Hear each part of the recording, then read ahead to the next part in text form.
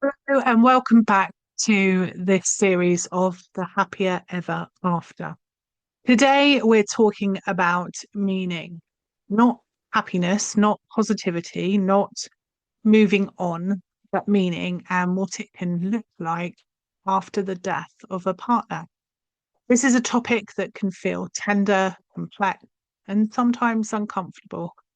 Because for many people, the idea of finding meaning after such a profound loss can feel loaded.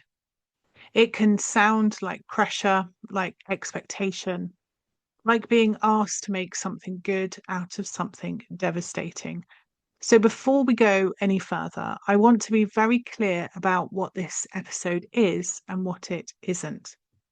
This is not about finding meaning in the loss. It's not about saying the loss happened for a reason, and it's not about turning grief into happiness. This episode is about meaning after loss, and those are very different things. When we talk about meaning after the death of a partner, we're not talking about erasing grief or replacing what was lost.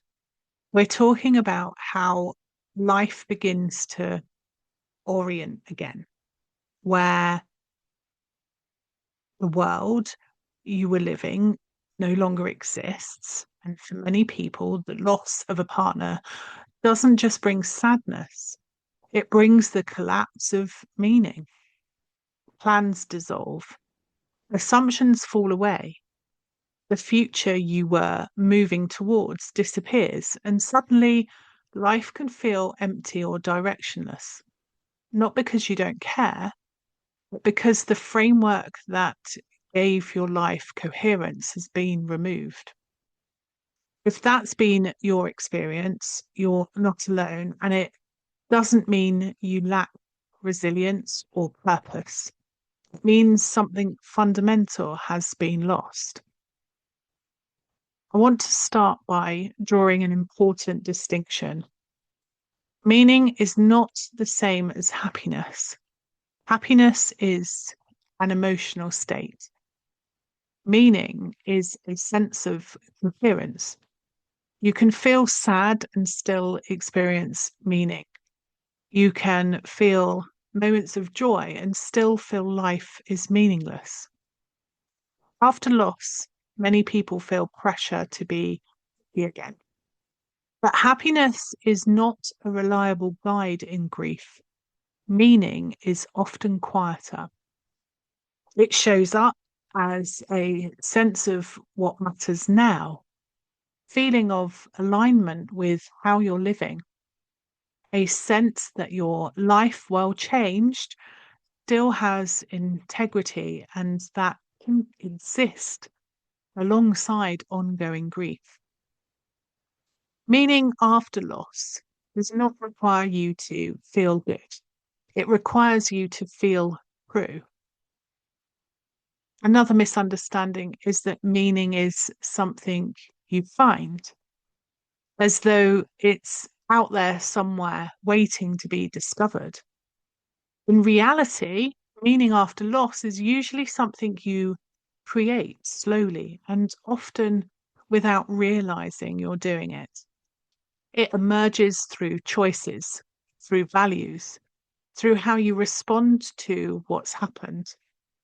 And importantly, it emerges from who you are now, not who you were before. This is where many people get, they try to rebuild a life that resembles the one they lost. The same priorities, the same pace, the same definitions of success. But the person who lived that life existed in a different context. After loss, you are changed, not in a way that needs fixing, but in a way that needs acknowledging. Meaning after the death of a partner not be built on denial of that change. It has to fit who you are now. And that can be confronting because it means letting go of Some things you once assumed would always matter.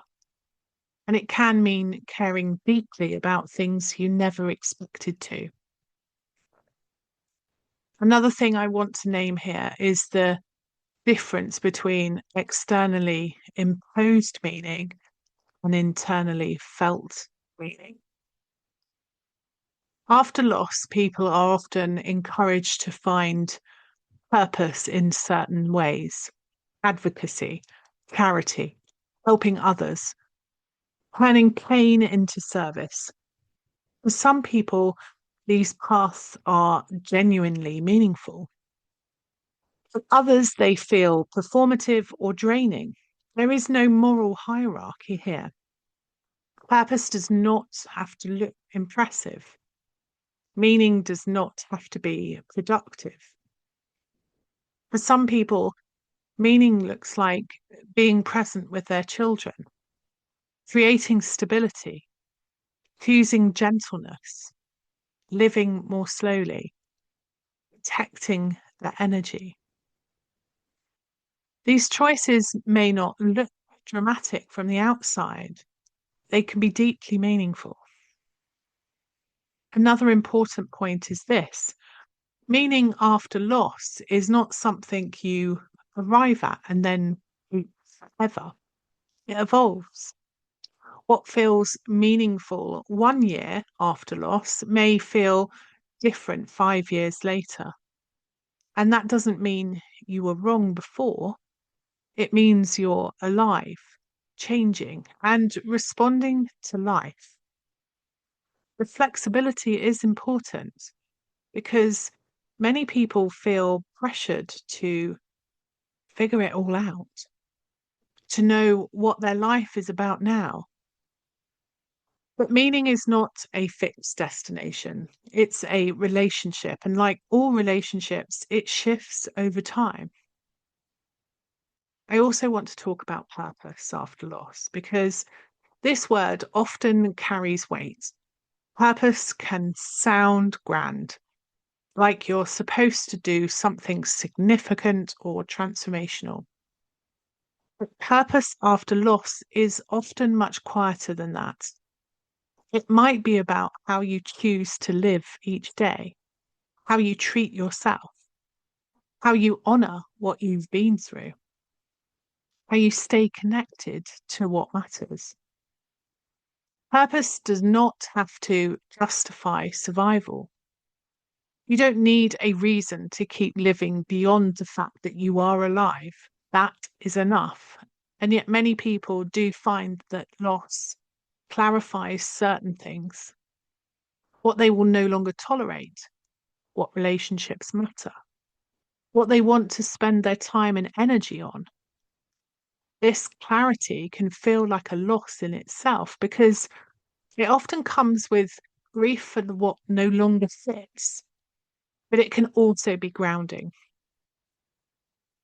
Another layer of complexity is loyalty.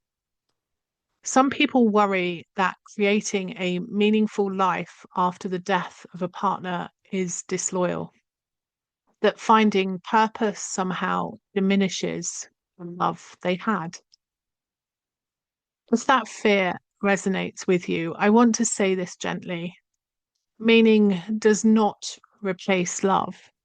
Purpose does not erase memory. Creating a life that fits who you are now does not mean you are leaving your partner behind. It means you are carrying them forward in a way that allows you to live. Meaning after loss is not about forgetting, it's about integration. It's about allowing what you shared to shape who you are becoming without freezing your life in the moment of loss. I also want to address something else that often goes unspoken. Sometimes people don't feel any sense of meaning for a long time, and that can be frightening. Life can feel flat, empty, and pointless. If that's where you are, please hear this. A lack of meaning is not a failure.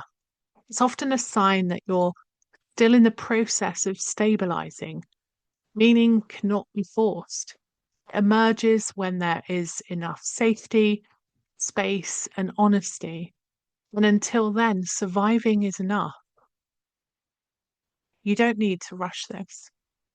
Creating a life that fits who you are now is not about reinventing yourself overnight. It's about paying attention, noticing what drains you, noticing what steadies you, noticing what feels quietly right.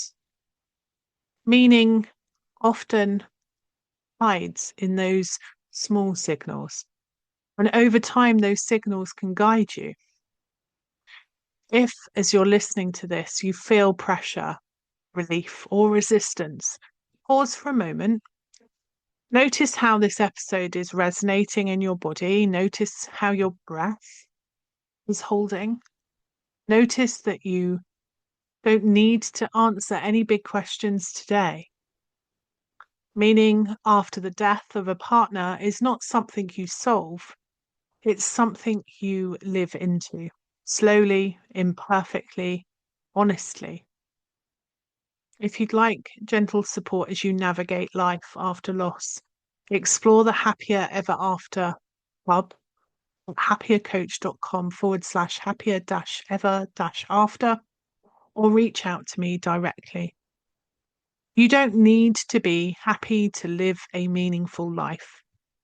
You don't need to have it all figured out. You are allowed to create a life that fits who you are now. So thank you for being with me here today, and I'll be with you again in the next episode. Until then.